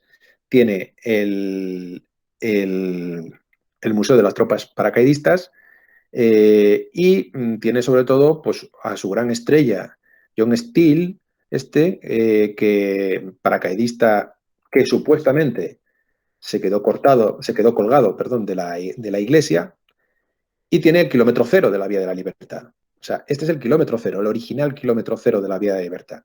¿Qué pasa? ¿Por qué antes veíamos el kilómetro cero cero? Porque, hombre, a ver, Villarriba y Villabajo tenemos a Saint-Marie-du-Mont y tenemos a Saint-Mereglis. Saint-Marie-du-Mont dice, vamos a ver, si Saint-Marie-du-Mont está el término municipal donde está la playa de Utah, en la playa de Utah tiene que estar el kilómetro cero. Pero ¿qué ocurría? Pues que aquí estos señores pues, se dieron bastante mano, el alcalde de aquí hablaba inglés muy bien, tuvo mucho contacto con mandos americanos y después de la guerra pues movió los hilos y consiguió, cuando se oyó hablar de lo de la Vía de la Libertad, consiguió el kilómetro cero para ponerlo. Después de muchos años de pelear y tú más y tú menos y yo no sé qué, pues los de Saint-Marie-du-Mont consiguieron que en la playa de Utah estuviera el kilómetro cero cero. Ya sabéis, las rivalidades. Aquí vemos el muñeco que representa a John Steele, que muchos dicen que es mentira, que esto no fue, pero claro, ¿qué pasó? Que el Cornelius Ryan estaba haciendo entrevistas para lo de escribir la novela El día más largo. Este señor le contó la historia. ¿Dónde estaba usted? Yo colgado de la torre de la iglesia. No me diga. Sí, sí, sí, sí. Oh, impresionante. Lo convirtió en un héroe, lógicamente. Vino aquí a San Mereglis, le trataron como un héroe, pero bueno, no le duró mucho la fama porque el hombre murió al poco tiempo de enfermedad. Y eso sí, a partir de ese momento le han explotado, o sea, San Mereglis le vino de vicio, o sea, es su estrella. Otro de los que también supusieron un elemento súper importante para San Mereglis fue este señor. Este señor era el que mandaba la cuarta división de infantería, no me acuerdo si mandaba o era segundo jefe, y era hijo del presidente Theodore Roosevelt. Realmente es Theodore Roosevelt Jr., lógicamente ya con sus añitos. Este señor también era primo del presidente Franklin Delano Roosevelt y era de los pocos que desembarcó, vamos, yo creo que fue el único general que desembarcó en la playa junto con sus hombres al frente en la playa de Utah.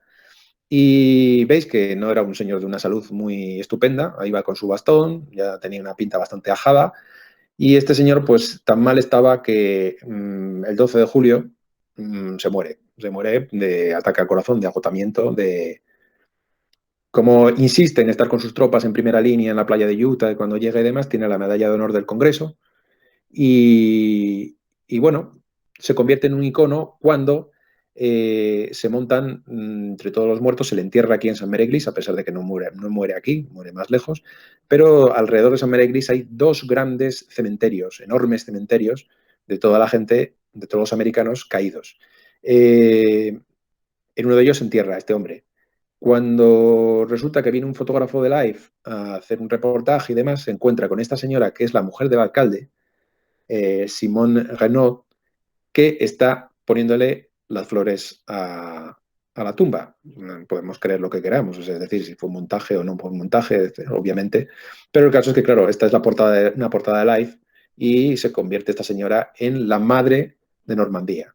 Es decir, un símbolo que representa la unión entre lo que los franceses en este momento están cuidando a todos estos muertos y esta figura también de una persona importante y bueno, es digamos forma parte del ambiente que se vive entre los americanos y St. Mary Glees con respecto a las relaciones que se han conservado durante muchísimo tiempo y hay banderas americanas por todas partes, sobre todo, lógicamente, en esta época. Hay cantidad de gente, cantidad de soldados americanos y de luego descendientes que han comprado casas por allí, que pasan vacaciones allí, incluso que se han ido a vivir. Entonces, pues hay una muy buena relación. Esta es la mujer del alcalde, que como dijimos antes hablaba inglés también, o sea, tenía muy buenas relaciones con Sigiro del kilómetro cero, es decir, es, todos estos cementerios luego desaparecieron, se exhumaron todos los restos, parte se fueron a Estados Unidos, los que los quisieron, y el resto pues se fueron al famoso cementerio americano de Colleville-sur-Mer, que, que está donde la playa de Omaha, ¿vale?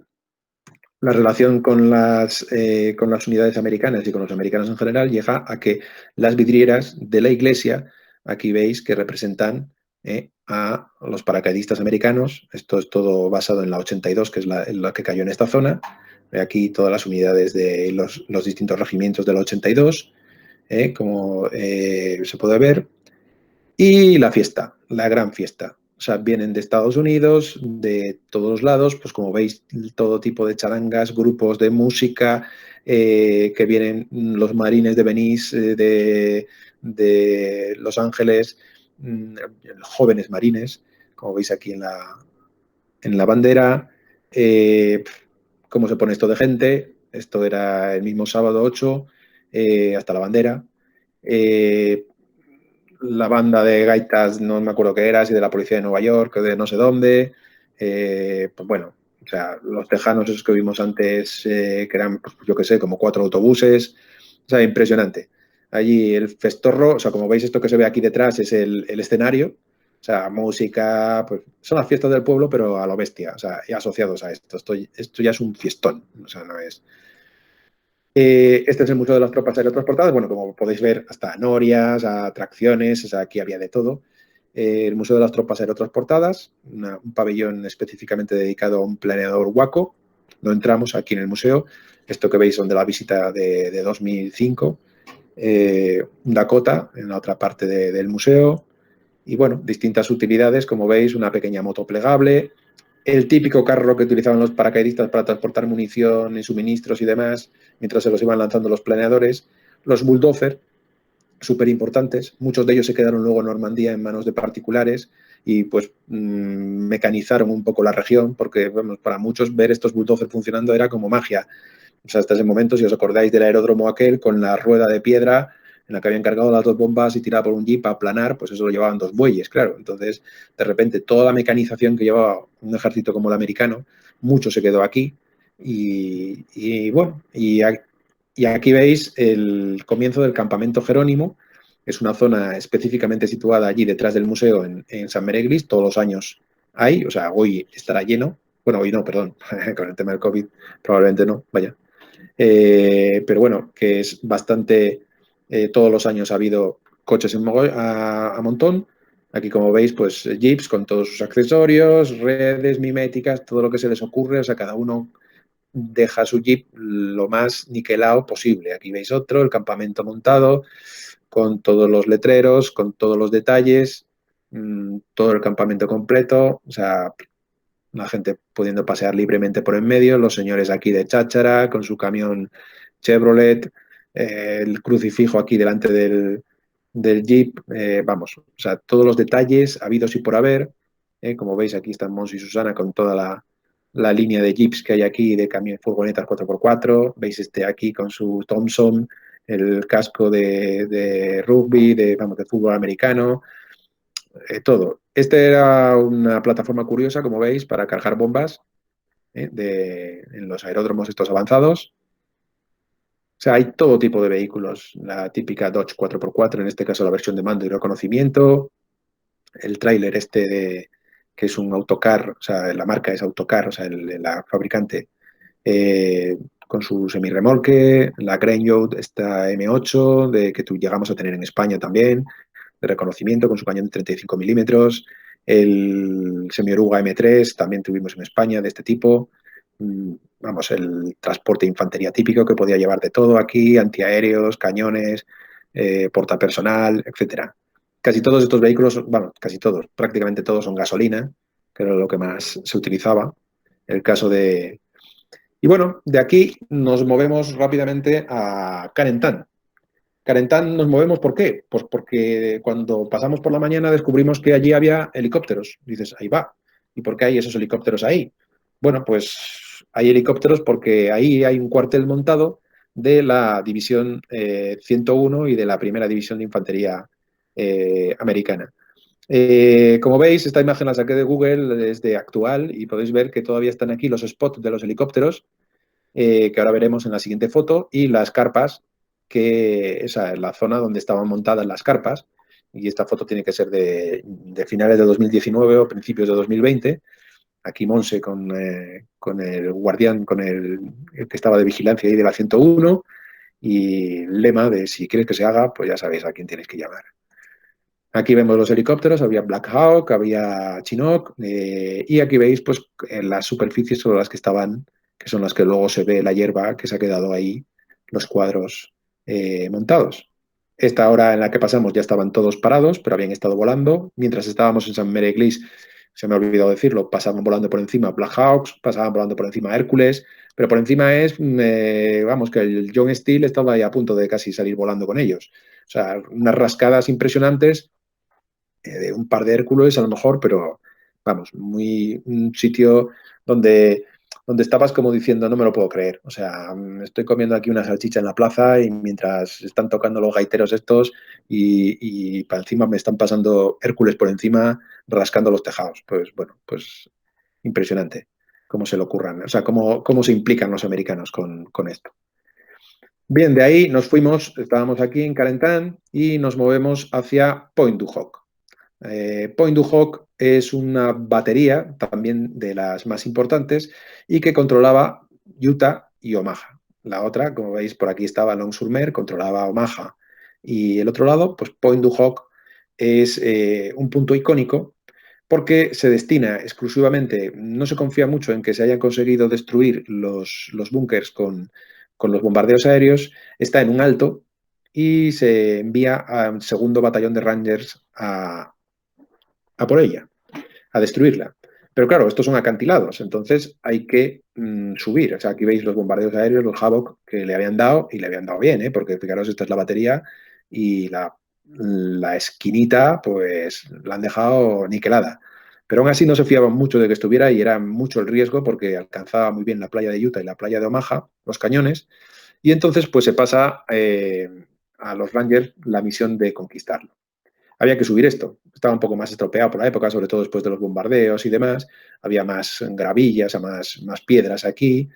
Y los Rangers se dedican a subir estos acantilados bajo el fuego de los defensores alemanes, mientras utilizando escalas, garfios, entre ellos escaleras cedidas por los bomberos de Londres, lo que pillaron, básicamente. Subieron por aquí y se encontraron, como veis, el paisaje se ha mantenido tal cual, ahora había mucha vegetación, pero se ven perfectamente los agujeros de las bombas. ¿Y qué se encontraron? Pues que no había cañones, básicamente. Los cañones se los habían llevado los alemanes para que no los destruyeran y luego volver otra vez a montarlos. Estaban pues como unos 300 o 400 metros o 1 kilómetro para atrás, en un campo, allí tirados.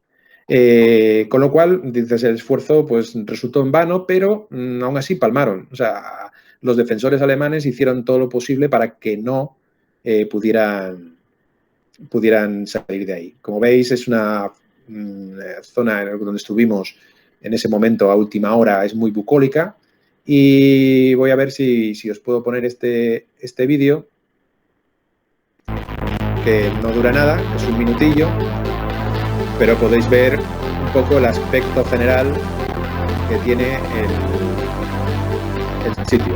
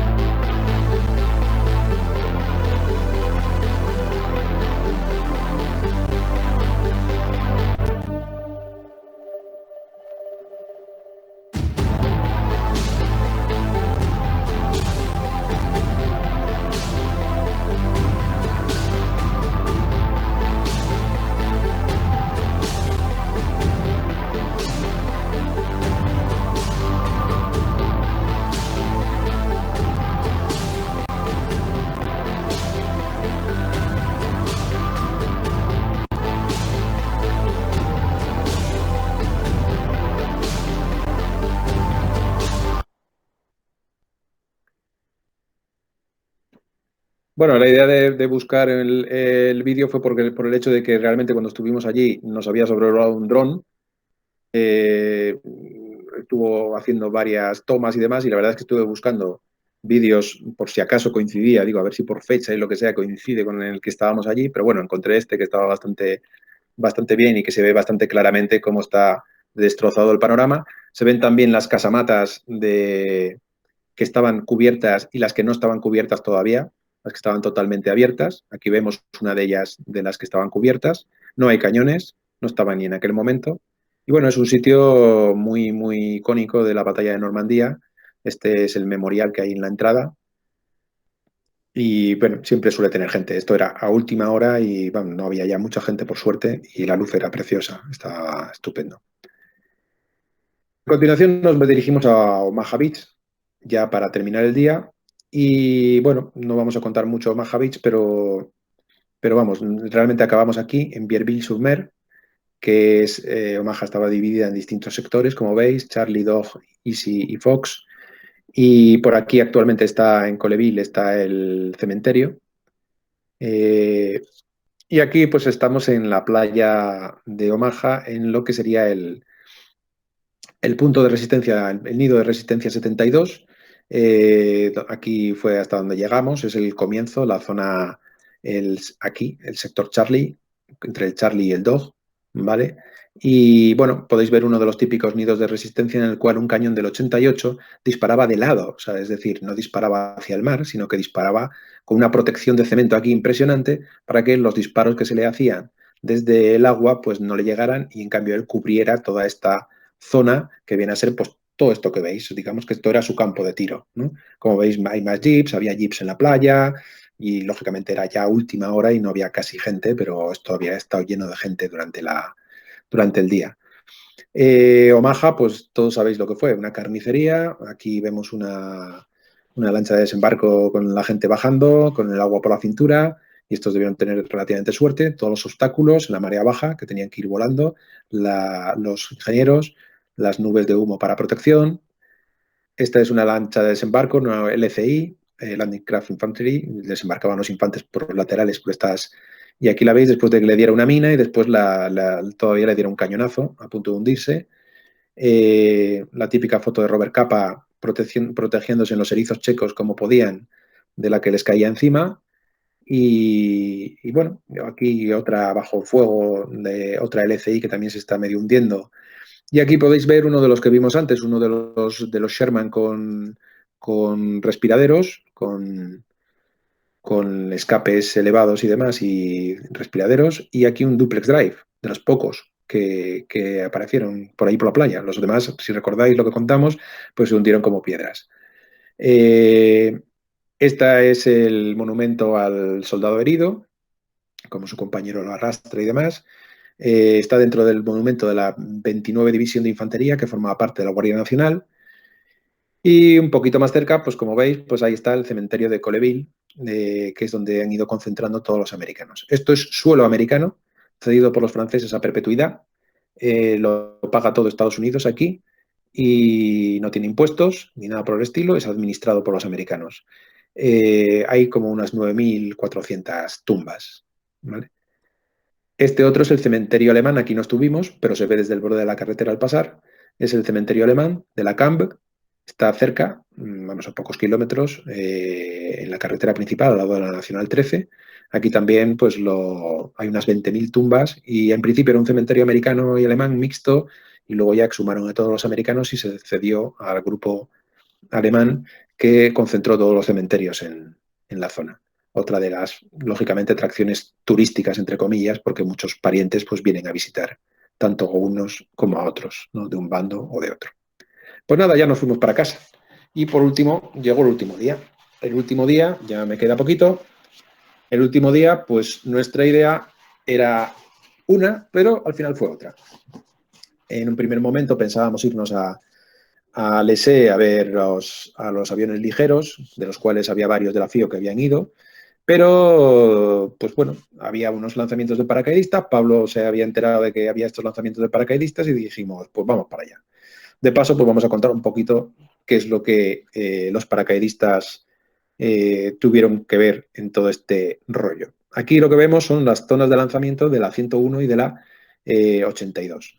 Las zonas de lanzamiento se componen de varias zonas, las numeradas, esa con texto, o sea, zona de lanzamiento A, zona de lanzamiento C, zona de lanzamiento D, ¿vale? Distintas zonas de lanzamiento, zona de lanzamiento de planeadores, landing zone, y los dos sectores asignados a las dos divisiones. Aquí vemos cómo está la división 82 tenía asignado la zona de Saint-Mère-Église y los puentes de la Fière y Chef-du-Pont, y como la 101 tenía asignados más bien la zona de Carentan y la zona de Bierville y Saint-Marie-du-Mont, ya más directamente hacia donde realmente al final habían desembarcado, que era en esta zona de aquí, en la Madeleine, esta zona de aquí.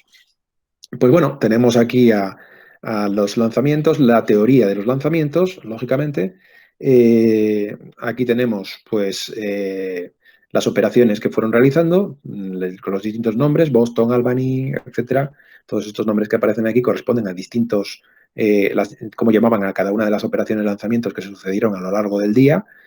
Y aquí vemos a los paracaidistas subiendo a los Dakota, a los DC-3, como podían, empujándose unos a otros. Este es una foto bastante famosa porque esta Thompson, concretamente esta, se encuentra en el museo, porque, bueno, el señor este una vez que aterrizó, pues y se gastó la munición, dijo, pues mira, me voy a coger una M3, una que era más parecida a una metralleta de estas pequeñas y que pesa mucho menos de uno de los que había muerto, y dejo la Thompson aquí tirada. Y uno de los de allí, uno del pueblo, pues la cogió, la guardó durante un montón de años y al final pues la entregó al museo. Y es concretamente la misma que está en esta foto. Este era los seriales de lanzamiento. Los seriales de lanzamiento estaban formados por unos 30 y pico Dakotas, podían variar desde 36 desde 35 a 50 o más, y estos eran un grupo así de Dakotas. Los seriales se sucedían cada 6 minutos y lanzaban, pues, más o menos iban acoplados cada uno de estos seriales a un regimiento, ¿vale? Este es el serial número 13, en el cual en este bloque de aquí podéis ver dos de los Dakotas derribados. Por aquí hay otro también. Hay otros seriales que tienen menos Dakotas, otros que tienen... La drop zone es la C, de las que vimos antes, y a la 1 de la mañana, a la 1:20 de la mañana, pues lo soltaban. Los aparatos encargados eran los de estos 435 Carrier Group. Y bueno, ya sabéis lo que pasó, pues se despistaron un pelín, se liaron, porque que si ahora nubes, que si ahora la antiaérea, que si no sé qué, yo para allá, tú para acá, suéltate donde puedes y ala, y a soltar a la gente donde pudieran. Aquí donde veis, estos son solamente, o sea, estos puntitos corresponden solamente a la 101, ¿vale? O sea, es decir, hay otro mapa similar que corresponde a las zonas de lanzamiento de la 82. Estos son solo los de la 101. Los de la 101 tenemos a los que iban a la zona A, que son los de azul. Por aquí, por aquí, por aquí, incluso un mogollón de ellos por aquí. Los que iban a la zona G, esta de aquí, C, perdón, que bueno, aquí están los rojos, aquí hay rojos, o sea, hay un poco por todas partes, ¿no? Como podéis ver por aquí. Y los que corresponden a la zona D, que bueno, esos, oye, hicieron algo relativamente decente. Bueno, ahí veis que hay rojos que están por aquí no sé cuántas millas, azules que están por aquí no sé cuántas millas, y estos que están a 14 millas y a 12 millas. O sea, deberían estar casi en Omaha los tíos lanzándose, porque esto es el estuario de aquí. Cada uno de los puntitos corresponde a lo que se llama un stick. Un stick es un avión, o sea, básicamente, ¿vale? Aquí los verdes estos consiguieron bastante agrupación. Ya digo que este mapa solo corresponde a la 101 y hay otro mapa distinto que corresponde a la dispersión de la 82, que lógicamente pues entremezclan unos con otros, ¿vale? ¿Qué pasa? Pues las marismas, lo que hablamos antes, pues las marismas estas pues eran pues en algunos casos mortales, ¿no? Aquí vemos un pobre hombre ahogado en la marisma, y aquí vemos por las distintas carreteras que salían de las distintas vías, que eran así, que eran las únicas formas de caminar, y el Doub, que era el río, uno de los ríos que... Aquí vemos a los planeadores que, como veis, pues llevaban su cable de remolque más su cable de comunicaciones, un planeador tirado por un Dakota. Aquí se puede ver a ver si consigo compartirla. Pues no sé si estáis viendo el vídeo, pues es un remolque también de planeador, ¿vale? En el que se está viendo. Esto forma parte del vídeo que os dije antes de San Mereglis, que luego pondré el enlace. Es un cachito de ese vídeo, está bastante bien. Y aquí se ve, pues esto, los Dakotas. No veo exactamente qué es lo que llevan por debajo, no sé por qué, pero se ve como si llevaran algo colgando, que no sé exactamente qué es. Y se ve en algún momento dado, pues los planeadores, ahora veremos en la siguiente imagen, planeadores remolcados por ellos.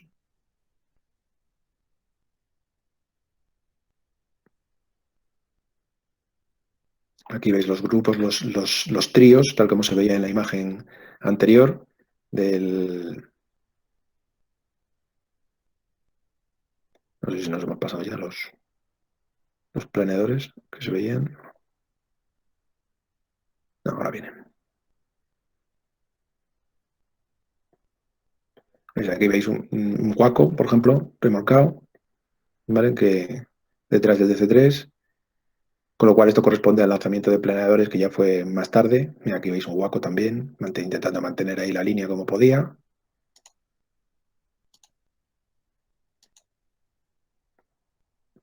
Y aquí veis por los resultados. Claro, más o menos. Estos son Horsa, los de la izquierda. Este no lo identifico muy bien, pero como veis, pues este, bueno, se estrelló, está boca abajo y lógicamente, pues todos estos que están aquí delante, pues no sobrevivieron, ¿vale? Uno de los elementos importantes dentro del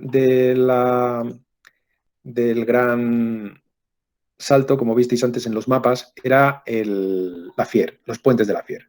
En los puentes de la Fier, pues, y en Chef Dupont, la 82 tuvo que echar el resto, aguantar un montón de tiempo ahí, incluso el ataque de tanques, que eran Renault R-35 capturados a los franceses y que bueno, pues fueron a base de bazocazos, pues consiguieron pararlos y bueno, ahí consiguieron aguantar el puente con bastantes pérdidas durante un montón de tiempo hasta que les relevó una de las divisiones blindadas que venían de la playa.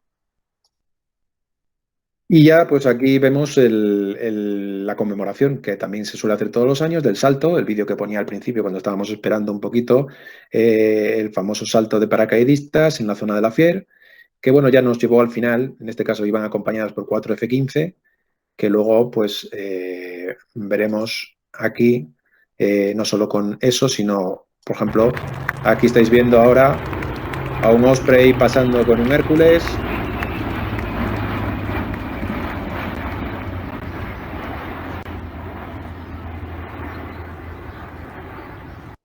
Estos vídeos cortesía de Susana. Les están viendo en pequeñito porque realmente igual si los amplío no quiero ampliar. Aquí vemos lanzamientos de paracaidistas.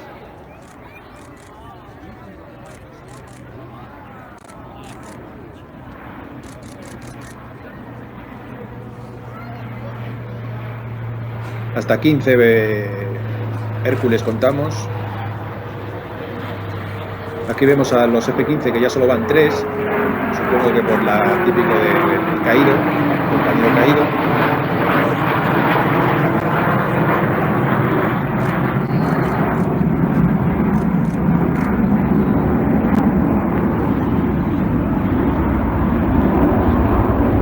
Básicamente dieron unas cuantas vueltas los 15 Hércules y cada una soltaban pues del orden de 15 paracaidistas o así, con lo cual formaban o sea, más o menos equivalente a un stick de Dakotas, y entonces formaban una masa en el aire bastante curiosa.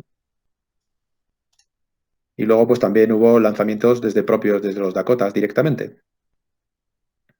Espera, que no estoy compartiendo la pestaña.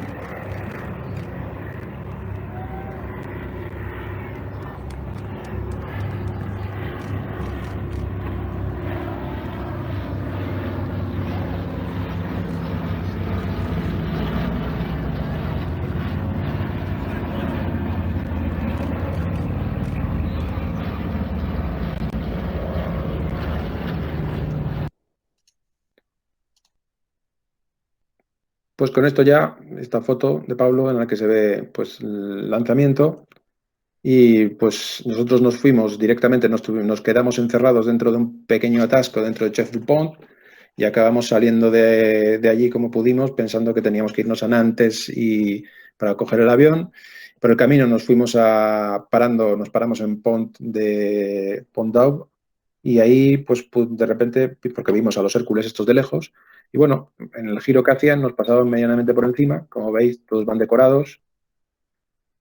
Este es uno francés, aquí se ven las cuerdas de lanzamiento de los paracaidistas y con esto pues terminamos y nos fuimos y allí se quedaron pues Pablo y Susana, que siguieron un poquito más, algún día más haciendo turismo, y con esto pues terminamos un poco nuestro recorrido por esta parte de los campos de batalla de Normandía. Ya se me ha hecho un poquito entre las paradas y demás, se me ha hecho un poquito más largo de lo que pensaba. Así que nada, ya casi 2 horas que llevamos. Si queréis abrir micrófonos y comentar o lo que sea, pues para adelante. A no ser que descubra que llevo